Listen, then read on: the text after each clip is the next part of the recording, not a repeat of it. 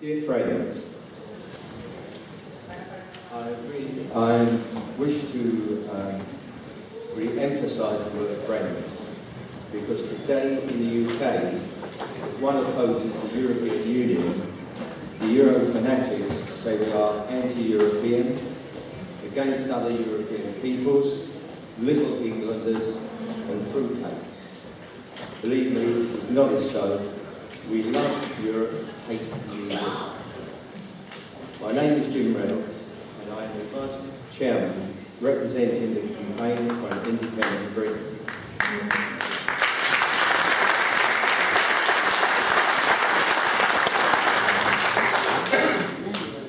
On behalf of our organisation, I come to Greece in full-hearted friendship for the Greek people and for our colleagues from all over Europe, who are fighting for the return of democratic self-government to their countries and deliverance from their debt slavery, enforced by their imperial project, the euro currency.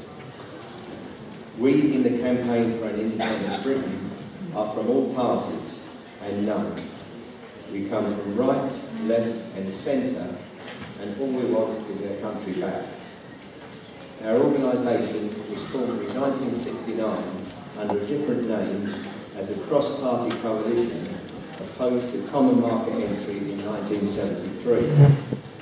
It is an umbrella group supported by public donation to which other Eurosceptic organisations are affiliated. We campaign for the restoration of full national sovereignty to the United Kingdom by its withdrawal from the obligations of the treaties of the European Union and the repeal of the European Communities Act 1972 as amended so that Parliament may legislate freely and may cooperate with other nations as it thinks fit. We are a broad church of political opinion, but will not tolerate racists or extremists and rejects any organisation known to be motivated by anti-democratic intentions. Our country has been betrayed by certain Prime Ministers. Edward Heath, in 1972, took us into what was then called a common market on a narrow vote in Parliament of 309 to 301, whilst concealing from all MPs the terms of entry. Now, had 5 votes gone the other way, not only would we have not been in the Euro, we would not be in the European Union, and I probably wouldn't be standing here. 5 votes. Harold Wilson, in 1975, claimed he had secured new terms of membership and, aided by a heavily financially funded campaign, with full support of the British Broadcasting Corporation and almost all British newspapers, he secured a 67% vote by 65% of the electorate to stay in. In 1983, the men who later became our Prime Ministers, Tony Blair and Gordon Brown, gained their seats in Parliament for the first time by promising, if elected, to take us out of the European Union, but change their tune when elected. Over many years, we have printed and distributed thousands of factual leaflets on many subjects and organised public gatherings and films. We have a website, freebritain.org.uk. In 2010, after our most recent general election to Parliament, we supplied every member of our House of Commons and House of Lords a booklet entitled A House Divided, which asks whether our Parliament can serve 2 masters, the nation and the European Union. I pulled a number of copies with me to make available to you, and they're highly encouraged so wish. I hope you do. It tells of the lies and deceit perpetrated in order to gain public support and the loss of parliamentary sovereignty. Turning now to those countries of Europe that have joined the EU, something very strange has happened to the countries of Europe over the last 50 years through the deceit of our politicians. The leaders who should be serving the interests of their own peoples who elect them.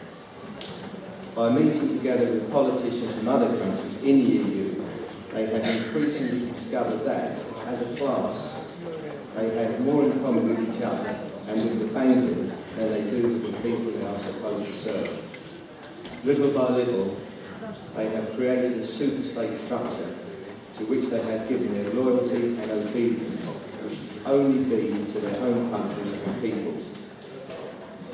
In any other age, this would have been called treason and would have been punished as such.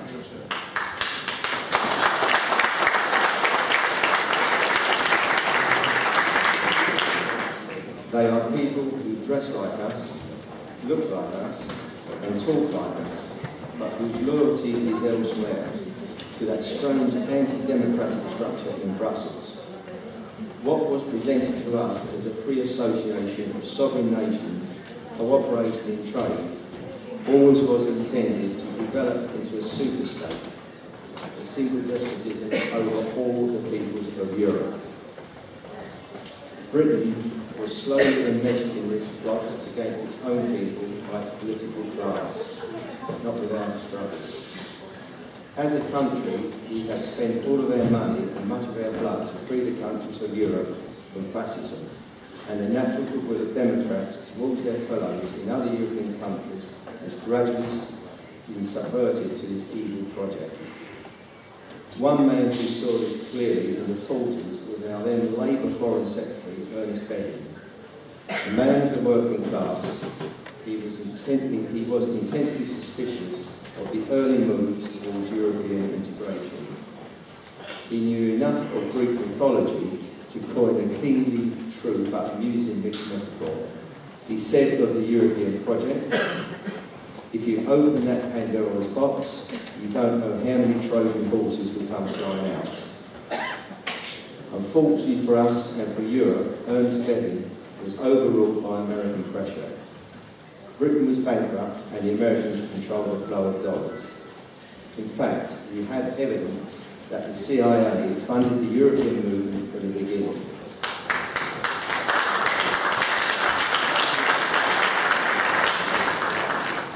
Just as the American government today puts diplomatic pressure on our country, telling us that we must stay in the EU.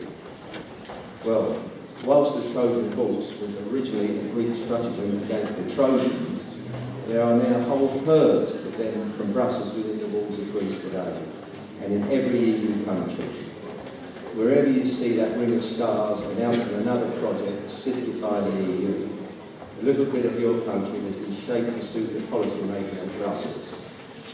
Around all these projects, and one you don't see or hear of, are the people who we were out of them. Some of them are gradually entrapped bit by bit, often unwittingly at the time, into giving their first loyalty to their Brussels paymasters. The commissioners in Brussels and the heads of government of other EU countries are far, far away, and whilst we can rage about what they do, there is little we can do to affect them. They are hermetically sealed in a world of privilege beyond our reach. It was our own treacherous politicians who delivered us into the hands of these people. In doing it, they became more like them, as perfectly described by the poet G.K. Chesterton 80 years ago. And I quote, "They have given us into the hand of new unhappy lords, lords without anger and honour, who dare not carry their swords. They fight by shuttering papers. They have bright red alien eyes. They look at our labour and laughter as a tired man looks at flies. They do not know what's going on." Brussels has not taken any power from their countries, which has not been handed over by our own politicians and officials. Sometimes in the mistaken belief that it was somehow for the peace and good of Europe, we let them do it. Sometimes it was too late to stop them. Now is the time to insist that they take back the power, our power to rule ourselves, and bring it home where it belongs, each in our own country. And if they won't do it, then throw them out. By meeting together, coordinating our efforts and sharing information, we can each be more effective in their own countries where the real fight is. I mentioned Ernest Bevin, the socialist politician of the 1940s, as one who understood the dangers of the European project. The last British politician to stand against the creation of the EU superstate was very differently political, Margaret Thatcher. The President of the EU Commission, Jacques Delors, had proposed more or less what we have now. The EU Commission as the executive government of the EU, the so-called EU Parliament as its total democratic assembly, and the European Council of Heads of Government as its Senate. To each of these proposals in turn, Margaret Thatcher famously said, no, no, no, and so was betrayed by the Euro fanatics in her own party, whose loyalty was to the EU and not to the most solemn oath they had sworn to their own sovereigns and country. That is the rottenness at the heart of every EU member state, not just Britain. If we had been meeting just over a month ago, on October 28th, we could have joined with our Greek friends in celebrating No Day, the anniversary of Greece's short response to the ultimatum by the Italian dictator Mussolini. The admiration which Britain then felt for Greece standing up to a much bigger country is reflected today in our support for your campaign to restore your country's honour and self-government. It is a common struggle which we share, so I share the sentiment of all firing. The mountains look on Marathon, and Marathon looks on the sea. For musing there an hour alone, I dream that Greece still might be free. For standing on the Persian's grave, I could not be myself a slave. I will leave one further quote from Great Britain, Sir Winston Churchill. When he paid homage to the Greek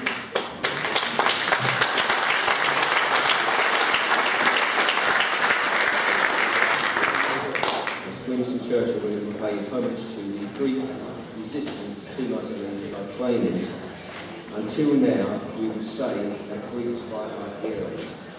From now on we would say that heroes fight like Greeks. Therefore, we must all become heroes.